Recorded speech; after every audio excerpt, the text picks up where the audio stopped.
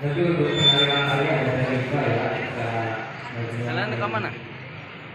Di Balai Desa Putri Dalem. Aula. Sebelum acara dimulai, ada beberapa poin hal yang perlu diperhatikan.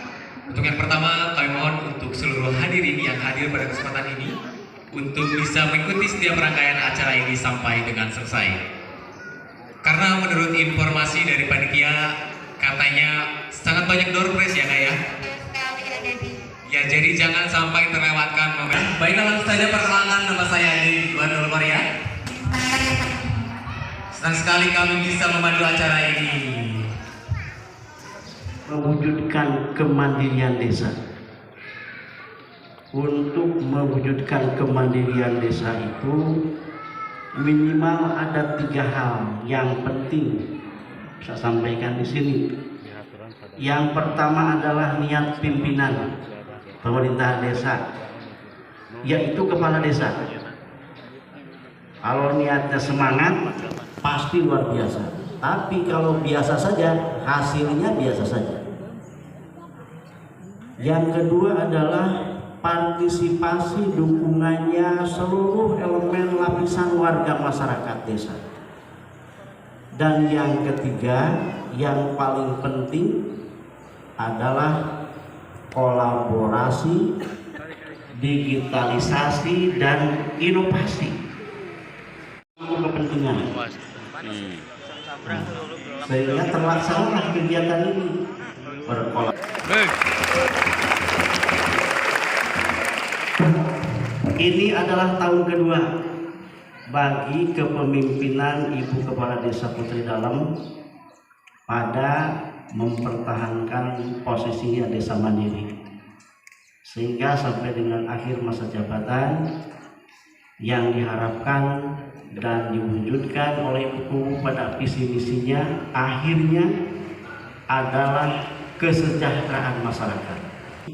Bahwa desa Putri Dalem termasuk desa kreatif tematik ya, sudah menuju tingkat nasional ya, dari perwakilannya Kabupaten Majalengka sudah lolos, Provinsi Jawa Barat, dan tingkat nasional. Ini tentunya satu kebanggaan bagi kita semua. Terima kasih kami sampaikan. Assalamualaikum warahmatullahi wabarakatuh. Waalaikumsalam. Alhamdulillah, Bismillah, Alhamdulillah, la haula wa la quwwata illa billah. Puji syukur kehadirat Allah Subhanahu wa Ta'ala atas limpahan rahmatnya, nikmatnya, bahwa pada hari ini kita semua masih diberikan nikmat sehat, diberikan panjang umur sehingga bisa berkumpul dan bersilaturahmi di Gor Desa Putri Dalem dalam rangka talk show edupreneur dengan tema akselerasi pemanfaatan era digital. Yang saya hormati Bapak Haji Kosasih Sumatri, Universitas Majalengka. Yang saya hormati Bapak Wahmi. Semangat? Semangat. Alhamdulillah.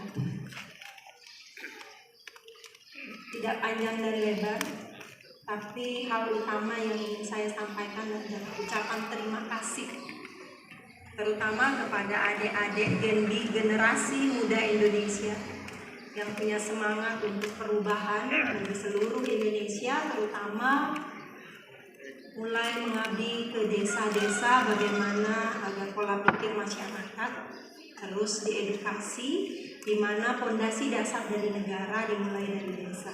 Terima kasih banyak adik-adik. Sudah kegiatan yang kedua, chapter pertama yaitu pengabdian di sekolah, manfaatnya sangat banyak. Lalu chapter kedua hari ini, atur nuhun pisan. Kami mungkin masyarakat desa, tapi insya Allah Pak, digitalisasi terutama untuk generasi muda yang Karang Taruna, juga ada komite kreatif di Desa Putri Dalem yang memang sedang menggunakan digitalisasi. Kami juga ada komunitas YouTuber yang alhamdulillah juga pada dasarnya akhir dari setiap kegiatan adalah bagaimana bisa tercapainya sebuah kesejahteraan. Dari kegiatan kecil yang dimulai oleh masyarakat kami, hari ini sudah ada poin-poin yang bisa didapat, bahkan sampai bisa menghasilkan setidaknya buat adik-adik bisa ada hasil buat mereka. Salah satunya digitalisasi lewat konten-konten kreatif yang kami buat. Alhamdulillah. Hari ini diberi kesempatan untuk belajar lebih banyak, sehingga kita semangat di sini, terutama adik-adiknya, bahkan ibu-ibunya juga ingin terus menambah wawasan. Insya Allah bahwa pada hari ini apa yang kita dapatkan akan memberikan manfaat yang sangat besar. Show Edu Venue dengan tema akselerasi pemanfaatan era digital. Bismillahirrahmanirrahim.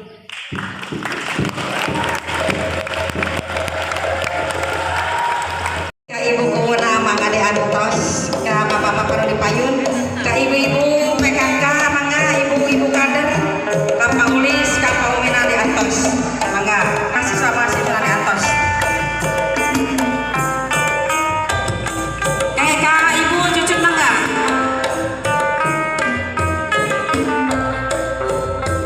Mimiti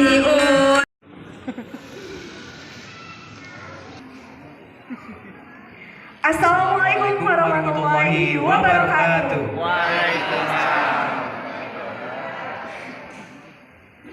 Selamat pagi Bapak Ibu hadirin semuanya. Sebelumnya perkenalkan, saya Izal Taufik Nur Salam bersama rekan saya Lia Maria Kartika yang akan memandu sesi 1 talkshow Edupreneur Akselerasi Pemanfaatan Digital. Oke, di sesi ini kita sudah bersiap dua narasumber yang akan memberikan ilmunya kepada kita semua. Betul begitu? Betul sekali. Ya. Mungkin kita langsung saja masuk kepada Selaku perwakilan dari Bank Indonesia Cirebon, disilakan untuk menempati tempat yang telah disediakan. Boleh beri tepuk tangan yang meriah.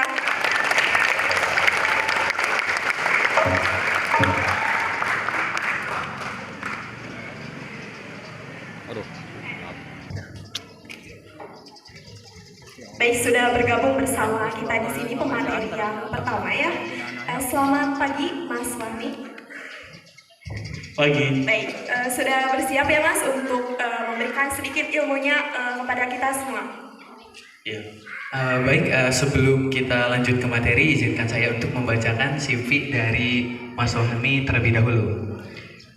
Mas Wahmi Anestianto ini, beliau merupakan analis junior di Bank Indonesia KPW BI Cirebon, UIK SPPUR PSP sejak tahun 2020. Kemudian jadi pelaksana logistik di Bank Indonesia Departemen Logistik dan Pengamanan. Kemudian beliau juga pernah menjadi asisten manajer di Bank Indonesia pada Departemen Logistik dan Pengamanan. Kemudian beliau pernah menjadi asisten analis di Bank Indonesia pada Departemen Pengadaan Strategis, yaitu pada tahun 2016.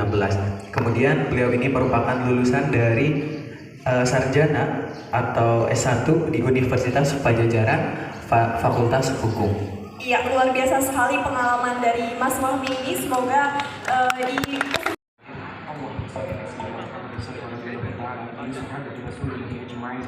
Amin, amin ya Allah ya Rabbal Alamin. Allahumma ya Allah ya Tuhan kami.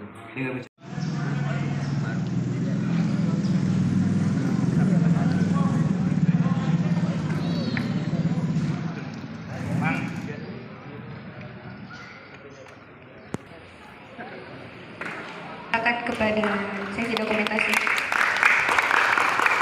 Penanganannya yang mulia semuanya.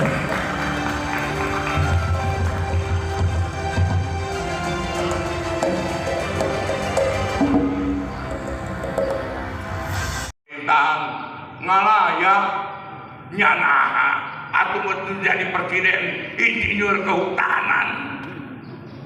Apa Jokowi insinyur kehutanan kan? Apa salah nasib? Nah, memang merendah nasib nah gitu. Malah di akhir ini satu saya informasikan melalui buku, barangkali ada warga, keluarga, masyarakat khususnya putri dalam yang drop out, Bu, atau mungkin aparatur desa ingin kuliah. Untuk aparatur pemerintahan desa itu ada program RPL, rekognisi pembelajaran lanjut, nukuduna 4 tahun ngan 2 tahun, nukuduna anggap misalkan 60 mata kuliah, iya mah 30 mata kuliah, kusabab 30 mata kuliahnya sudah melekat pada tugas hariannya. Ya, pilih anu DO segala rupi. Lajeng dikitu mun hirup kene, mun dipercaya kene. Ya. Mangga Pak Juki pilih kayak dihubungi ku ibu kubu pasien nomor HP-na bisi aya warga putri dalam anu hoyong kuliah eta budak teh yatim miskin tapi semangat hoyong kuliah nah bener-bener pusim kuring di pasien jatah tiluan timimiti asup data kami kuda ke kudu keluar biaya malah dibere yang biaya hirup na ongkos entong dikeprokan nalai dapati bilahi topik walidayah. Assalamualaikum warahmatullahi wabarakatuh. Oke, beri tepuk tangan yang meriah. Gimana? Mukadimah dulu, Pak.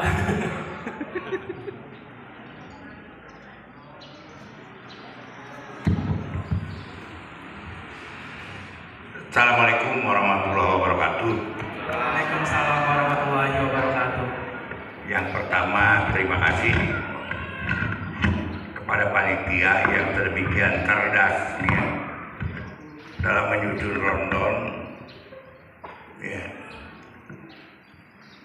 bahwa gen buta mah naik ke panggung naik pandiri gitu kan dinamakan golek oge. Sabar nu kadua tadi nama nyarita teh serius tapi ya mahasiswa Genbi jadi IWAPI Ikatan Mahasiswa Penggoda Iman pengapoe eta ngadar es krim menuju melet itu ayang euy jika tengalin Tuhan mun kolot antara teh maraneh mah atur nuhun Bu anu atos nanti hadirna pun anak sadaya dina raraga pengabdian kepada masyarakat 10 dinten ka tukang sim kuring kadongkapan pun anak Jenny ke ruang kuli. Pak, kami akan mengadakan kegiatan di Putri Dalem tanggal 27.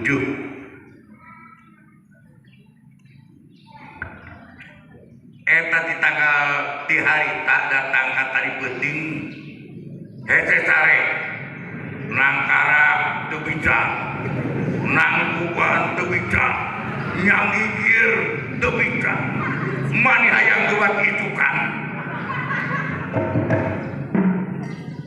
tuh nya dari itu kunaon tim kuring etan ngaran putri dalam mani utang-utangan dina mata antung-antungan dina irung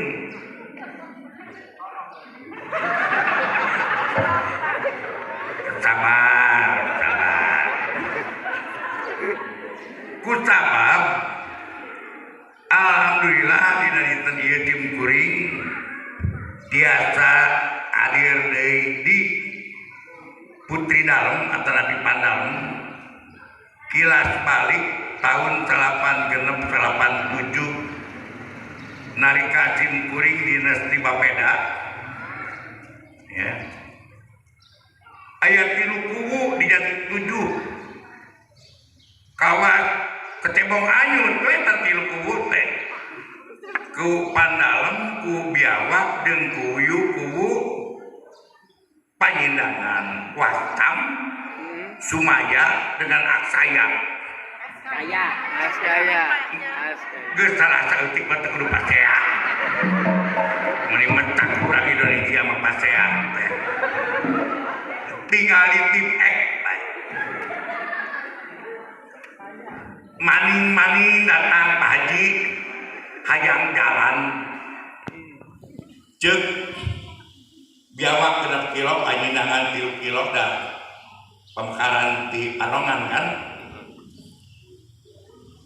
Pandalem 4 kilo, bukan teuing dan 25 tahun tak tukang bere Pak Haji hoyong SD lah Pak Haji hoyong balai desa lah terus-terusan ngan kutawab cingkuring teu tamat jadi pagawe negeri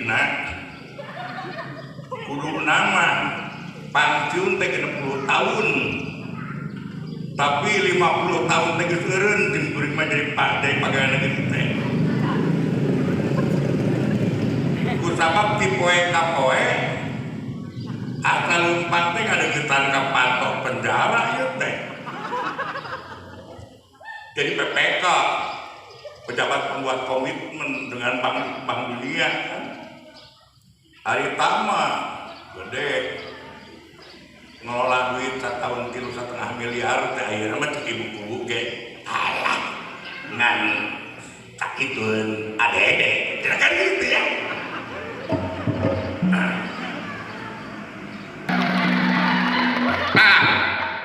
teh tandana masyarakat bersyukur manakala kita bersyukur niscaya Allah akan melipat gandakan kenikmatannya demi Allah lain peda sieun teu disuguhan lain ikro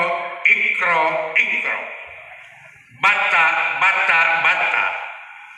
berarti belajar berarti berpendidikan geus kitu ngahod-hod dah Nabi Muhammad manggi hiji kajadian nu maha hebat katupingan ku malaikat Jibril diharudung disimbut mulih ka bumina nyuhunkeun disimbutan ku Siti Khadijah belengep deui tong belengep ai ka malaikat mah Bu biri bare katai toilet pake ditu Bu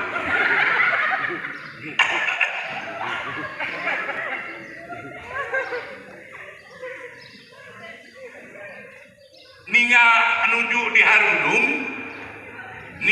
nuju di harudung saur malaikat Jibril ya ayuhal mudaththir kumpanir nu keur dicimbut eta bukakeun entong awan-awan kidongan ya entong tengah poe dicimbut geurang. Maka moga-moga bahwa dalam rentang 25 tahun ini berkat pendidikan melalui orang-orangnya yang mempunyai filosofi masyarakat Putri Dalem jargona teh ceramah jargon ti kukur ti urang ku urang keur urang rupinak itu sanes salajengna eta munggu dogmatis agama munggu kanyataan pun mak mulai berdiri teh tahun 2006 ayeuna teh kakak 16 tahun tapi tos ngahasilkeun kirang langkung 15.000 sarjana nalika kuring aya kagiatan di Universitas Tokyo tahun sabaraha eta Universitas Tokyo ayana mimiti ayana Universitas Tokyo teh tahun 1877 Gus 100 tahun katukan jadi itu aneh lamun bangsa Jepang lebih maju ya naik karena Shinkansen di Tokyo ke Kyoto kurang lebih sajam tilu parapat dengan jarak kurang lebih 500 km beda dengan 10 tahun itulah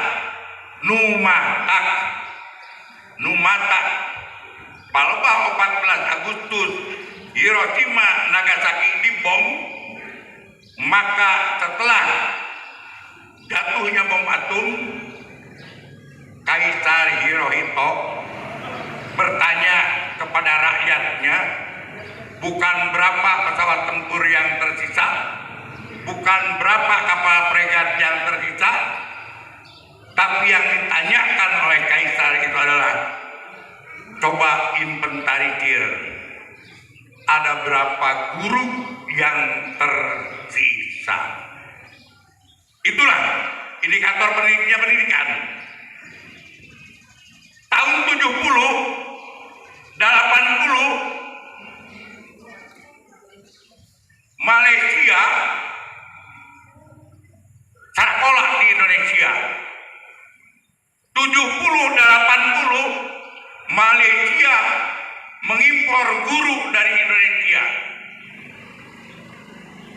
rentang berapa waktu kemudian Indonesia lewat itu indikator pendidikan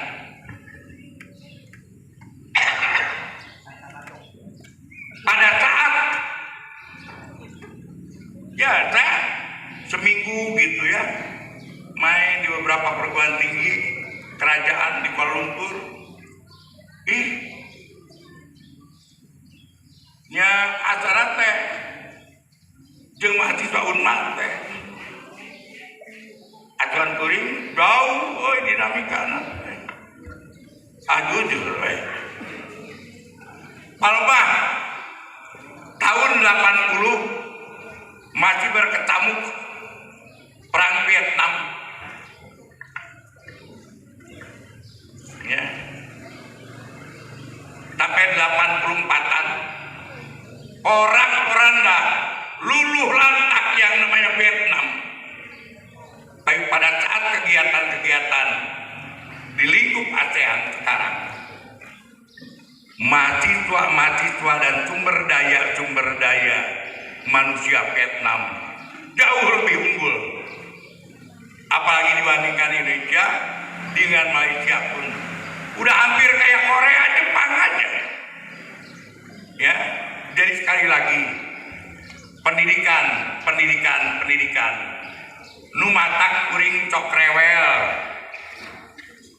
ke anak sehingga anak cok ngomong dia ai ci bapak cerewet pisan mani kudu sakola datang ka Anggeus bukti sarjana oge loba nu nganggur bener kan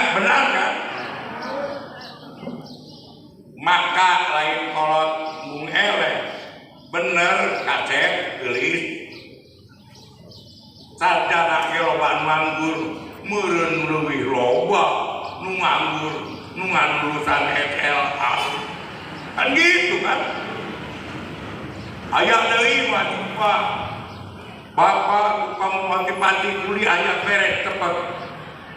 Buktina Susi Pujiastuti oge ngan lulus SMA datang ke kelas 2 bisa jadi menteri. Bener pernyataan eta teh. Nganti 10 juta hiji meureun mending lamun geunana kaweungeut sia. Gitu kan. Yang hitungan dari 1, 2, 3. Boleh kasih gaya formalnya dulu ya, mohon izin gaya formal terlebih dahulu. 1, 2, 3. Boleh kasih gaya bebasnya, tangannya boleh diangkat. 1, 2. Pembayaran bisa dilakukan dari Rp1. Sekarang tanggal berapa? 26. 27 ya. Nah, tolong bayar Rp27 ke Kris BI Religi dari Masjid Bank Indonesia menggunakan aplikasi yang ada di HP. Mau pakai aplikasi apa? Shopee Pay sih, Pak.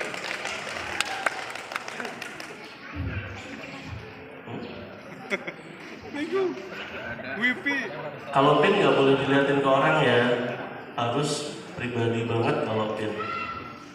Udah? Aduh, nggak bisa dipencet.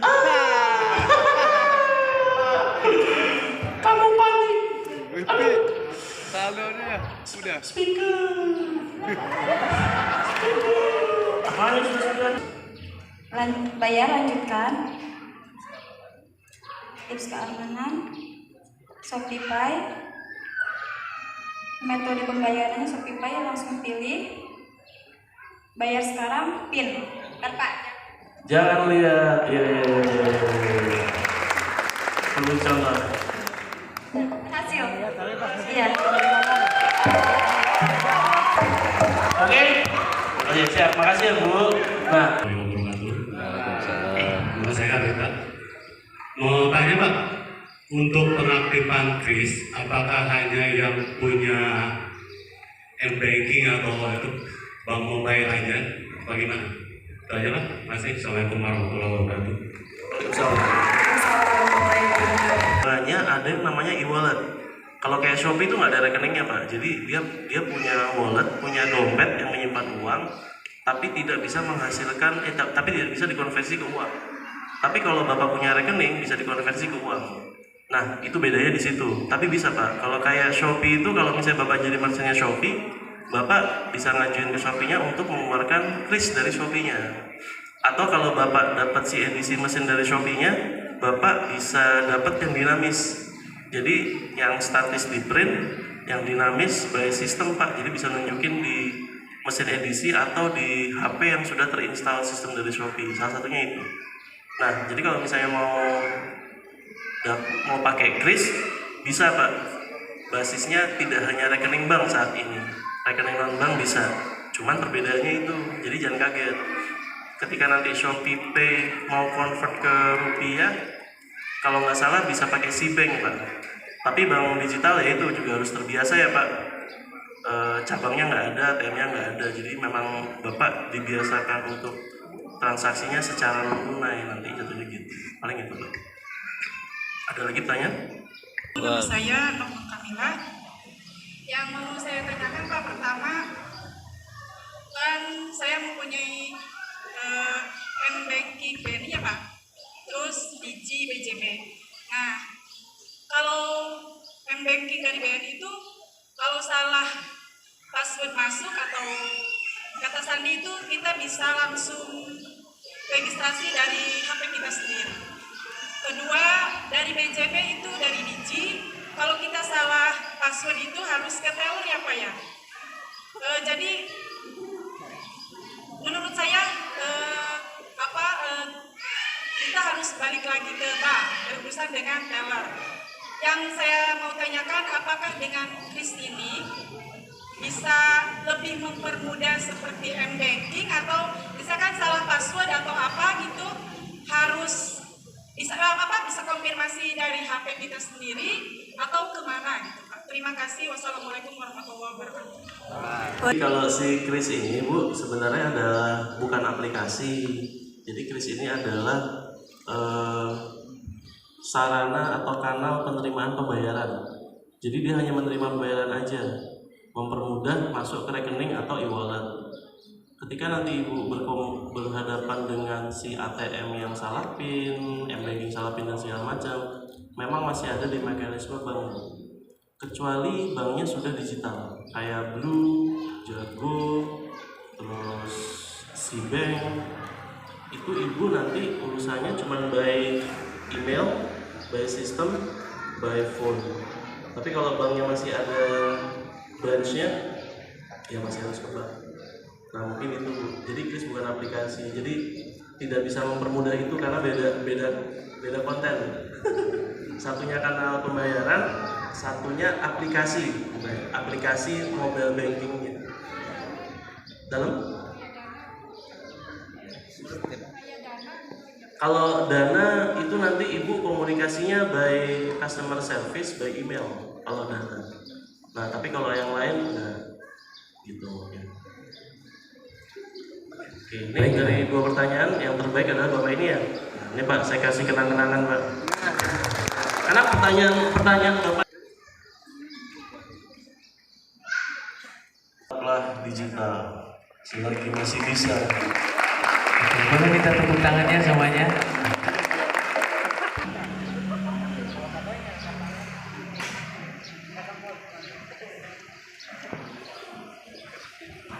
Tes itu adalah tarik, transfer, setor. Bapak Ibu sekalian, mungkin 2-3 tahun ke depan jumlah ATM yang ada di sekitar kita itu mungkin tinggal 10% atau 20% dari yang saat ini ada. Kenapa? Ketika HP Bapak Ibu sekalian bisa berfungsi sebagai ATM, maka nggak perlu ATM. Karena untuk biaya ATM dan segala macam kosnya tinggi. Kemudian biaya peredaran uang secara tunai, secara fisik itu tinggi. Nah, ketika saat ini contohnya misalnya yang kita lihat tandanya adalah uang kita kan makin mengecil ya ukurannya. Jadi selain itu mengikuti standar internasional juga ada efisiensi di situ. Nah, ketika sirkulasi menjadi lebih efisien, maka perekonomian akan menjadi lebih maksimal. Nah, kita berharap seperti itu. Nah, kalau misalnya di sini nanti sudah terjadi ekosistem yang baik menggunakan transaksi secara non tunai, maka ekosistem ini akan bisa ketika beras hasil olahan di sini ingin dinikmati semua orang dimanapun, pembayarannya bisa hanya menggunakan WhatsApp melalui Kris. Ajaib ya, gak usah pakai Topet, pakai WhatsApp aja, pakai Instagram, semua bisa terjadi. Yes, tidak ada biaya untuk penumpukan di luar daerah. Kan kalau kita ngirim beras biasanya kan ke gudang-gudang luar ya. Nah di gudang-gudang luar kan beras kita juga bersaing nih sama beras lain misalnya. Kemudian kalau kondisinya tidak kelamaan atau segala macam kan jadi nggak bisa terpakai. Tapi kalau misalnya gudangnya ada di sini, kan lebih efisien. Ketika sudah mendekati waktunya bisa diolah menjadi apa, kemudian dipergunakan, jadi nggak mubazir. Dan itu bisa sangat meningkatkan efisiensi dan efektivitas dari kondisi ekonomi kita sebenarnya. Itu hanya dengan satu kris loh. Hanya dengan satu kris. Bisa dibayangin ya kondisinya seperti apa nanti. Nah,